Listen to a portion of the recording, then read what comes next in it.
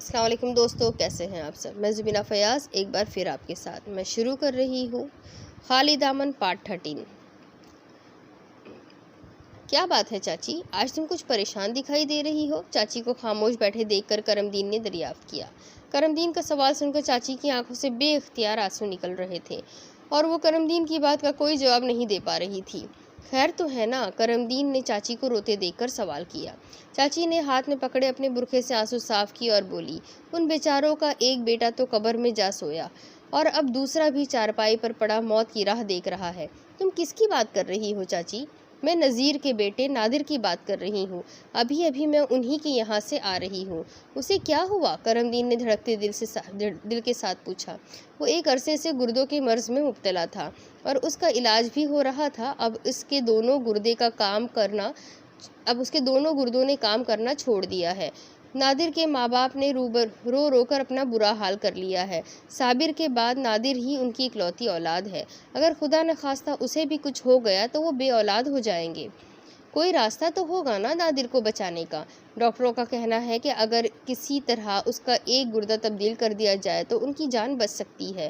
تو پھر وہ گردہ تبدیل کروا لے۔ ان غریبوں کے گھر میں 2 وقت کی روٹی تو پوری ہوتی نہیں، گردے کے لیے 2 لاکھ روپے کہاں سے لائیں گے؟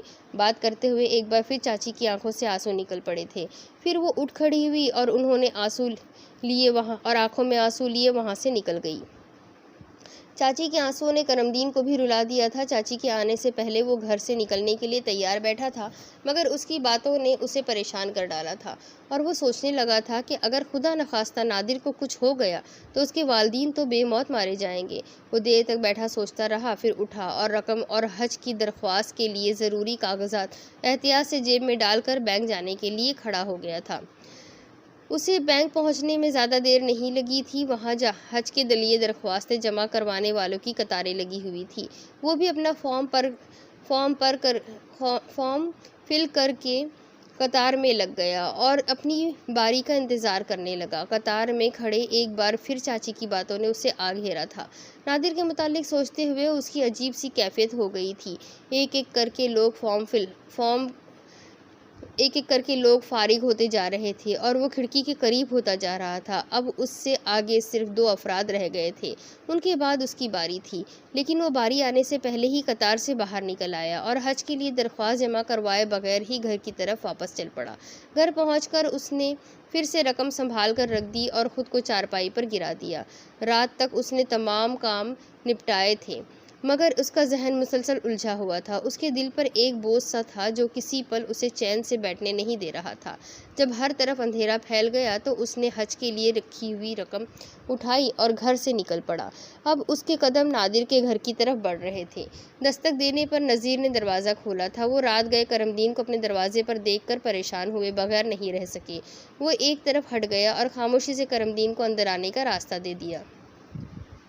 نادر سے سنا ہے نادر کافی بیمار ہے؟ کرم دین نے بیٹھتے ہی بلا تمہید باندھے بات کی۔ ہاں نذیر نے ایک ٹھنڈی آہ بھرتے ہوئے کہا، پھر بولا، اس کے دونوں گردے خراب ہو گئے ہیں، بس اب وہ تھوڑے ہی عرصے کا مہمان ہے، اسی لیے تو اس کے سسرال والوں نے بھی اس کی منگنی بھی توڑ دی ہے۔ نذیر نے بات کی اور بات کرتے ہوئے بچوں کی طرح پھوٹ پھوٹ کر رونے لگا۔ نذیر کو روتے دیکھ کر کرم دین کی آنکھوں میں بھی آنسو تیرنے لگے تھے۔ پھر اس نے خود کو سنبھالا اور بولا، کوئی تو علاج ہوگا اس کا۔ اگر اس کا ایک گردہ بھی تبدیل کر دیا جائے تو اسے زندگی مل سکتی ہے، مگر اتنے پیسے کہاں سے لائے؟ نذیر نے مسلسل روتے ہوئے کہا۔ خدا کے گھر سے کبھی مایوس نہیں ہوا کرتے۔ کرم دین نے حوصلے سے بات کی اور پھر جیب سے 2 لاکھ روپے نکال کر نذیر کے ہاتھوں میں دیتے ہوئے بولا، یہ رکھ لے اور تسلی سے اس کا علاج کروا لے، خدا سب ٹھیک کر دے گا۔ بس ایک احسان مجھ پر ضرور کر دیجیے گا، اس رقم کے بارے میں کسی سے ذکر نہ کیجیے گا۔ رقم نذیر کے ہاتھوں میں تھی اور وہ بے یقینی کے عالم میں کبھی کرم دین کو دیکھنے لگتا اور کبھی ہاتھ میں پکڑے ہوئے نوٹوں پر نظر ڈالتا۔ اس نے کوئی بات بھی نہیں پوری ہو پا رہی تھی اور وہ صرف آنسو بہائے جا رہا تھا۔ صبر کرے اور حوصلے سے کام لے اور باقی کے کام اوپر والے پر چھوڑ دے، وہ جو کرتا ہے وہی ہمارے حق میں بہتر ہوتا ہے۔ کرم دین نے نذیر کو تسلی دی اور خاموشی سے گھر واپس چلا گیا۔ کرمدین میاں جی کے پاس بیٹھا تھا، نذیر اور نادر بھی وہیں آ گئے۔ کرمدین نے ایک مدت کے بعد نادر کو دیکھا تھا۔ موت کے خوف نے اس کے جسم سے سارا خون نچوڑ ڈالا تھا اور وہ اس قدر کمزور ہو گیا تھا کہ پہچانا نہیں جا رہا تھا۔ سلام دعا کے بعد وہ دونوں میاں جی کے قریب ہو کر بیٹھ گئے تھے۔ کیا بات ہے نادر، تم اس قدر بجھے ہوئے کیوں دکھائی دے رہے ہو؟ میاں جی نے نادر کو دیکھتے ہوئے دریافت کیا۔ یہ بہت بیمار ہے میاں جی، اس کے گردوں کا آپریشن ہے، کل ہم اسے اسپتال لے کر جا رہے ہیں، آپ کے پاس دعا کے لیے آئے ہیں، نادر کی بجائے نذیر نے جواب دیا۔ اللہ شفا دینے والا ہے، خدا کرے یہ جلد ٹھیک ہو کر گھر واپس آئے، میاں جی نے دعا دی۔ آمین آمین، نذیر اور کرمدین نے ایک ساتھ کہا۔ نادر کی آنکھوں سے آنسو بہہ نکلے تھے، اس لیے وہ کچھ بول نہیں پا رہا تھا۔ اچھا میاں جی، اجازت دیجیے، نذیر نے اٹھتے ہوئے کہا۔ نادر بھی اٹھ کھڑا ہوا۔ ہمت سے کام لو اور خدا پر بھروسہ رکھو، سب ٹھیک ہو جائے گا، میاں جی نے نادر کو روتے ہوئے دیکھ کر اس کے سر پر پیار دیتے ہوئے کہا۔ انہیں اٹھتے دیکھ کر کرمدین بھی اٹھ کھڑا ہوا تھا۔ نادر کو روتے دیکھ کر اس کی آنکھوں میں بھی آنسو بھر آئے تھے۔ اس نے نادر سے سلام لینے کے بعد ہاتھ بڑھایا تو نادر اس کے گلے لگ کر خوب پھٹ پھٹ کر رونے لگا۔ نہیں نہیں، روتے نہیں، نادر کو تسلی دیتے ہوئے کرمدین بھی خود رونے لگا تھا۔ اس وقت میاں جی کے حجرے میں عجیب سما تھا، ان چاروں ہی کے آنکھوں میں آنسو تھے، وہ رو رہے تھے اور ایک دوسرے کو حوصلہ بھی دے رہے تھے۔ کچھ دیر بعد نذیر اور نادر وہاں سے چلے گئے تھے، مگر حجرے میں اب بھی اداسی پھیلی ہوئی تھی۔ نادر کو ہسپتال داخل کروا دیا گیا تھا، آپریشن کی تیاری کے لیے اس کے تمام ٹیسٹ لیے جانے لگے تھے۔ محلے میں آتے جاتے کسی نہ کسی سے کرمدین کو نادر کے بارے میں معلومات مل جاتی تھی، یا پھر نماز کے بعد مسجد میں نادر کے متعلق بات چھڑ جاتی تو اس کے بارے میں پتہ چل جاتا تھا۔ جس روز نادر کا آپریشن ہونا تھا، وہ دن کرمدین کے لیے پریشانی کے عالم میں گزر رہا تھا۔ اس کی ہر سانس کے ساتھ نادر کے لیے دعا نکل رہی تھی۔ اس روز میاں جی نے بھی ہر نماز کے بعد نادر کی صحت یابی کے لیے خصوصی دعا کی تھی۔ آپریشن کامیاب ہوا تھا۔ جیسے ہی نادر کے کامیاب آپریشن کی خبر محلے میں پہنچی تھی، ہر کوئی ایک دوسرے کو خوشی سے یہ خبر سنا رہا تھا۔ کرمدین بھی خدا کے حضور سجدہ شکر ادا کیا تھا اور نادر کے گھر جا کر اس کی ماں کو بیٹے کی نئی زندگی ملنے پر مبارکباد بھی دی تھی۔ کچھ روز بعد نادر صحت یاب ہو کر ہسپتال سے واپس گھر آ گیا تھا۔ یہ خبر ملتے ہی کرمدین اسے دیکھنے ان کے گھر گیا تھا۔ آپریشن سے قبل بیماری کی وجہ سے نادر کے چہرے پر جو مردنی چھائی ہوئی تھی وہ ختم ہو گئی تھی۔ ڈاکٹروں نے اسے کچھ دن تک آرام کرنے کا مشورہ دیا تھا، اس لیے وہ چارپائی پر ہی لیٹا ہوا تھا۔ کرمدین کو دیکھ کر اس نے اٹھنے کی کوشش کی تھی، مگر اس نے اسے اٹھنے سے منع کر دیا تھا۔ اب کیسا محسوس کر رہے ہو؟ کرمدین نے نادر کے پاس بیٹھتے ہوئے دریافت کیا۔ اب تو ٹھیک ہوں میں، نادر نے آہستہ سے جواب دیا۔ اللہ کا بڑا کرم ہے، ورنہ تمہاری جو حالت تھی وہ دیکھی نہیں جاتی تھی۔ یہ سب تمہاری وجہ سے ممکن ہوا ہے۔ آئندہ کبھی بھولے سے بھی یہ بات اپنی زبان پر مت لانا۔ میاں جی کہا کرتے ہیں، سارے کام اللہ کی رضا سے ہوتے ہیں، بس تم بھی اسی کا شکر ادا کرو۔ کرمدین نے نادر کے دونوں ہاتھ اپنے ہاتھوں میں لیتے ہوئے پیار سے کہا۔ اسی وقت کچھ اور محلے دار اس کی خیریت معلوم کرنے کے لیے وہاں آ گئے تھے، اس لیے کرمدین جانے کے لیے اٹھ کھڑا ہو گیا۔ حج پروازوں کا آغاز ہو چکا تھا۔ حج کے دن قریب آتے جا رہے تھے۔ حج کے لیے جانے والے خوش نصیب اپنے اپنے عزیزوں اور رشتہ داروں سے مل کر بخوشی سفر پر روانہ ہو رہے تھے۔ تمہاری فلائٹ کس دن ہے کرمدین؟ نماز کے بعد میاں جی نے چلتے چلتے کرمدین سے پوچھا۔ میں تو حج پر نہیں جا رہا میاں جی، کرمدین نے جواب دیا۔ کرمدین کی بات سن کر میاں جی کو جھٹکا لگا تھا، اس لیے فوراً بولے، مگر تم نے حج کی درخواست تو دی تھی؟ نہیں میاں جی، میں نے درخواست نہیں دی تھی۔ میاں جی کو ایک اور جھٹکا لگا تھا، وہ حیران ہو کر بولے، لیکن اس روز تم نے خود مجھ سے حج پر جانے کی بات کی تھی۔ بس میاں جی، کہا تو تھا، لیکن درخواست نہیں دے سکا تھا۔ کرمدین نے رک رک کر بات کی۔ تمہارے لہجے سے ایسا محسوس ہو رہا ہے جیسے تم مجھ سے کوئی بات چھپا رہے ہو۔ میاں جی سے غلط بیانی کرنا یا جھوٹ بولنا کرمدین کے لیے ممکن نہیں تھا، اس لیے اسے وہ بات بتانا پڑی جسے اس نے اب تک کسی پر بھی ظاہر نہیں کیا تھا۔ اس کی بات سن کر میاں جی چلتے چلتے وہیں رک گئے۔ تم نے اتنا بڑا کام کر دکھایا اور کسی کو خبر تک نہیں ہونے دی۔ آپ خود ہی تو کہا کرتے ہیں میاں جی، نیکی کرو تو اس طرح کرو کہ دوسرے ہاتھ کو بھی خبر نہ ہو۔ کرمدین نے اتنی بڑی بات اتنی آسانی سے کہہ ڈالی تھی، اور اس کی بات سن کر کچھ پل کے لیے میاں جی حیران و پریشان کھڑے اس کے چہرے کو بغور دیکھتے رہے۔ پھر انہوں نے بے اختیار کھینچ کر اسے اپنے سینے سے لگا کر اس قدر بھینچ لیا کہ کرم دین کو میاں جی کے سینے میں ہونے والی دل کی دھڑکن اپنے سینے میں اترتی ہوئی محسوس ہونے لگی۔ اس پل وہ اس قدر سرور محسوس کر رہا تھا کہ اسے یہ سوچ کر اپنی قسمت پر رشک آنے لگا تھا کہ وہ آل رسول صلی اللہ علیہ وسلم کے سینے سے لگا کھڑا تھا۔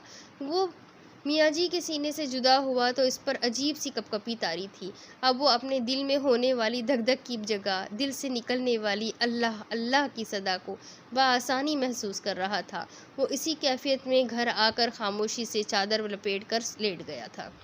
کرم دین نے اپنے اندر بہت سے روگ پال لیے تھے مگر اس نے کبھی کسی پر اپنی کیفیت ظاہر ہونے نہیں دی تھی۔ اس کی حالت اس لکڑی کی سی تھی جسے دیمک اندر سے چاٹ گئی ہو مگر باہر سے وہ صحیح سلامت دکھائی دے رہی ہو، لیکن ایک ہلکے سے جھٹکے سے بھی وہ زمین پر ڈھیر ہو جائے۔ بیماریوں اور پریشانیوں نے اسے وقت سے بہت پہلے بوڑھا کر دیا تھا۔ ڈاکٹر کئی بار اسے اس کی اندرونی حالت سے آگاہ کر چکا تھا مگر اس نے ہمیشہ سنی انسنی کر دی تھی۔ وہ جن حالات سے گزرا تھا ان کی وجہ سے بلڈ پریشر اور شوگر نے ایک ساتھ اسے گھیر لیا تھا۔ رہی صحیح کسر ہیپاٹائٹس نے بھی پوری کر دی تھی۔ جب سے ایک دو بار چاچی نے اسے تکلیف کی حالت میں تڑپتے ہوئے دیکھا تھا وہ بے چین رہنے لگی تھی۔ کرم دین نے اسے قسم دی تھی کہ وہ اس کی بیماری کے بارے میں کسی سے بھی ذکر نہ کرے، اس لیے وہ ایک عرصے تک اندر ہی اندر کڑتی رہی۔ آخر کرم دین کی حالت دیکھ کر اس سے رہا نہ گیا اور وہ میاں جی کے پاس جا پہنچی۔ میاں جی، آپ کو معلوم ہے کرم دین دوسروں کی مدد کے لیے کس قدر بھاگ دوڑ کرتا ہے؟ چاچی نے میاں جی سے کہا۔ ہاں میں جانتا ہوں، تو کیا ہمارا فرض نہیں بنتا کہ ہم بھی اس کی پریشانیوں میں اس کے کچھ کام آئیں؟ وہ کسی کو کچھ نہیں بتاتا میاں جی، میں نے ان آنکھوں سے اسے تکلیف سے تڑپتے ہوئے دیکھا ہے، مجھ سے تو اس نے کبھی کوئی ایسی بات نہیں کی۔ میاں جی، اس سے پہلے کہ بہت دیر ہو جائے میں چاہتی ہوں کسی طرح آپ اس کے بچوں کو اس سے ملوا دیں۔ ایسی بات ہے تو میں کوشش کر کے دیکھ لیتا ہوں، ان کا پتہ میں آپ کو بتا دوں گی۔ آپ جائیں گے تو وہ آپ کی بات کبھی نہیں ٹالیں گے۔ ٹھیک ہے، میں کسی روز ان کے یہاں چلا جاؤں گا، میاں جی نے اسے تسلی دی۔ چاچی سے کسی کی بھی تکلیف دیکھی نہیں جاتی تھی۔ کرم دین کی بات کرتے ہوئے بھی ان کی آنکھوں سے آنسو بھر آئے تھے۔ جب میاں جی نے کرم دین کے سسرال میں جانے کا وعدہ کیا تو اسے حوصلہ ہو گیا تھا، اس لیے وہ خاموشی سے وہاں سے اٹھ کھڑی ہوئی۔ ہیپاٹائٹس نے کرم دین کو الجھا کر رکھ دیا تھا، اس کا پیٹ پھول گیا تھا اور چہرے کی رنگت سیاہ ہونے لگی تھی۔ وہ فیکٹری سے بھی چھٹیاں کرنے لگا تھا مگر اس کے باوجود گرتا پڑتا با جماعت نماز ادا کرنے مسجد میں ضرور پہنچ جاتا تھا۔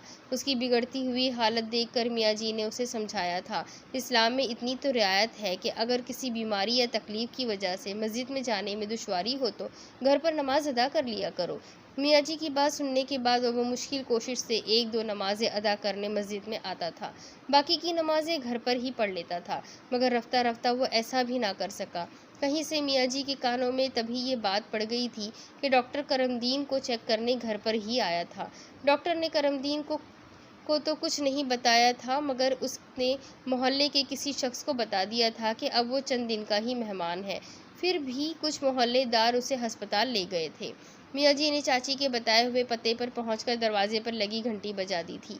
دروازہ کھولنے کرم دین کا سسر مشتاق آیا تھا۔ مشتاق نے میاں جی کو دروازے پر کھڑے دیکھا تو ایک پل کے لیے وہ اپنی آنکھیں جھپکنا ہی بھول گئے تھے۔ اس کی نہ صرف کئی بار میاں جی سے ملاقات ہو چکی تھی بلکہ کئی بار وہ ان کی امامت میں نماز بھی ادا کر چکا تھا۔ بسم اللہ، ہماری قسمت کہ آج میاں جی خود چل کر ہمارے گھر تشریف لائے ہیں۔ مشتاق نے چہرے پر مسکراہٹ سجایا میاں جی کو دیکھ کر کہا اور پھر بولا، آپ یہاں کیوں کھڑے ہیں میاں جی؟ اندر آ جائیے۔ مشتاق کے کہنے پر میاں جی اس کے ساتھ ساتھ چل پڑے۔ میاں جی کو ڈرائنگ روم میں بٹھا کر مشتاق نے دیگر اہل خانہ کو بھی ان کے آنے کی اطلاع کر دی تھی۔ اس روز کام سے چھٹی ہونے کی وجہ سے اکرم اور اکبر بھی گھر پر ہی تھے، وہ بھی میاں جی کا سن کر وہیں آ کر بیٹھ گئے تھے۔ یہ بات تو تم لوگ بھی سمجھتے ہو کہ میں یہاں بلا وجہ نہیں آیا، میاں جی نے بات کی۔ میاں جی، یہ ہماری خوش قسمتی ہے کہ آپ جیسے بزرگ ہمارے اس غریب خانے میں تشریف لائے ہیں۔ دراصل میں یہاں کرم دین کے بچوں کے بارے میں بات کرنے آیا ہوں۔ لیکن میاں جی، کرم دین سے اب ہمارا کوئی تعلق یا واسطہ نہیں ہے۔ زبان سے کہہ دینے سے تعلق ٹوٹ نہیں جایا کرتے۔ وہ کل بھی ان بچوں کا باپ تھا اور آج بھی وہ رشتہ اسی طرح قائم ہے۔ میاں جی، ہماری اتنی اوقات نہیں کہ ہم آل رسول صلی اللہ علیہ وسلم کے سامنے اونچی زبان میں بات کریں، لیکن کرم دین کی حرکتوں سے میری بیٹی اور اس کے 2 معصوم بچوں کی جان گئی، اس لیے میں ان دونوں بچوں کو اپنے ساتھ لے آیا تھا۔ وہاں ہوتے تو شاید اب تک یہ بھی اپنی جان سے ہاتھ دھو بیٹھتے۔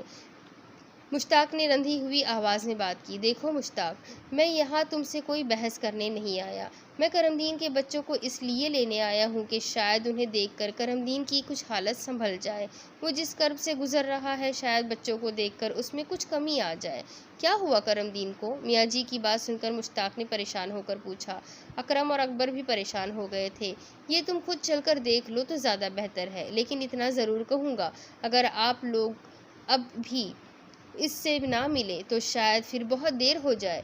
بات کرتے ہوئے میاں جی کی آنکھوں میں آنسو تیرنے لگے تھے۔ ہم بچوں کو لے کر ابھی چلتے ہیں میاں جی، مشتاق نے بات کی اور پھر اکبر کی طرف دیکھتے ہوئے بولا، جلدی سے عمر اور ماجدہ کو لے آؤ۔ باپ کی بات سنتے ہی اکرم اور اکبر خاموشی سے اٹھے وہاں سے باہر چلے گئے۔ ان کے جانے کے تھوڑی ہی دیر بعد اندر سے خواتین کے رونے پیٹنے کی آوازیں آنے لگی۔ رونے کی آواز سن کر مشتاق بھی اندر چلا گیا تھا۔ کچھ دیر تک رونے پیٹنے کی آوازیں ڈرائنگ روم میں بیٹھے میاں جی کے کانوں میں پڑتی رہی۔ پھر مشتاق نے آ کر اطلاع دی کہ وہ لوگ جانے کے لیے تیار ہے۔ بچوں کے ساتھ مشتاق، اکرم اور اکبر نے جانے کا پروگرام بنایا تھا، مگر غفورہ بھی ضد کر کے ان کے ساتھ ہی چل پڑی تھی۔ وہ سب میاں جی کے ہمراہ کرم دین کے یہاں پہنچ گئے تھے۔ انہیں راستے میں ہی کرم دین کی حالت مزید بگڑنے اور ڈاکٹروں کا اس کے لیے دعائیں کرنے کو کہہ کر ہسپتال سے فارغ کر دینے کی اطلاع مل گئی تھی۔ گھر سے باہر بہت سے محلے دار جمع تھے۔ میاں جی نے کسی سے بھی کوئی بات نہیں کی تھی اور خاموشی سے گھر کے اندر داخل ہو گئے تھے۔ بچے اور دیگر افراد بھی میاں جی کے پیچھے پیچھے ہو لیے تھے۔ گھر کے اندر بھی بہت سے لوگ افسردہ کھڑے تھے اور کرم دین آنکھیں بند کیے چارپائی پر لیٹا تھا۔ کیا بات ہے کرم دین، تم آنکھیں کیوں نہیں کھول رہے؟ میاں جی نے رندھی ہوئی آواز میں بات کی۔ کرم دین کے کانوں میں میاں جی کی آواز پڑی تھی، مگر وہ چاہتے ہوئے بھی آنکھیں کھول نہیں پا رہا تھا۔ میاں جی نے کچھ پل کے لیے انتظار کیا اور پھر بولے، کرم دین، تم کہا کرتے تھے نا، محلے میں کوئی بھی مجھ سے بات نہیں کرتا۔ آنکھیں کھول کر دیکھو، آج محلے کے کتنے لوگ تمہیں ملنے آئے کھڑے ہیں۔ یہ کہتے ہوئے میاں جی کی بھی آنکھوں میں آنسو بہنے لگے، مگر کرم دین کی آنکھیں اب بھی بند تھیں۔ کرم دین، ذرا دیکھو تو صحیح، آج تم سے ملنے تمہارے بچے بھی آئے ہیں۔ میاں جی نے کرم دین کے گال تھپ تھپاتے ہوئے کہا۔ ایسا کرتے ہوئے ان کی آنکھوں سے 2 آنسو نکل کر کرم دین کی آنکھوں پر گر پڑے۔ میاں جی کی آواز کرم دین کے کانوں سے ٹکرائی تھی اور اس نے پوری کوشش سے آہستہ آہستہ آنکھیں کھول دی تھیں۔ سامنے ہی آنکھوں میں آنسو لیے اس کے دونوں بچے کھڑے تھے، جو اب بڑے ہو گئے تھے۔ ان کے ساتھ ہی عائشہ کے والدین اور بھائی بھی کھڑے آنسو بہا رہے تھے۔ کرم دین نے بچوں کو دیکھ کر باہیں پھیلا دی تھیں۔ عمر اور ماجدہ روتے ہوئے باپ کے سینے سے لپٹ گئے تھے۔ کرم دین نے ان دونوں کا ماتھا چوما اور پیار کیا۔ پاس کھڑے ہوئے لوگوں کی آنکھوں سے بھی آنسو بہہ نکلے تھے۔ دونوں بچے اس کے سینے سے لپٹے ہوئے تھے۔ کرم دین نے آنکھیں کھولے رکھنے کی بہت کوشش کی تھی۔ وہ بچوں کو جی بھر کے دیکھ بھی نہیں پایا تھا کہ اس کی آنکھیں بند ہوتے ہوتے ہمیشہ کے لیے بند ہو گئی تھی۔ یہ کہانی یہیں ختم ہوتی ہے تو دیکھا آپ لوگوں نے کرم دین کی زندگی کیسے ختم ہوئی۔ غلط راہ پر چلتے چلتے آخر کار اسے صحیح راہ مل گئی۔ نماز کی طاقت کا اسے پتہ چل گیا کہ نماز پڑھنے سے اس کی زندگی کو کتنا سکون مل گیا اور اس کی موت کتنی آسانی سے اور سکون سے ہو گئی۔ امید کرتی ہوں یہ کہانی آپ سب کو ضرور پسند آئی ہوگی۔ ایک اور نئی کہانی کے ساتھ بہت جلد پھر ملوں گی۔ اللہ حافظ۔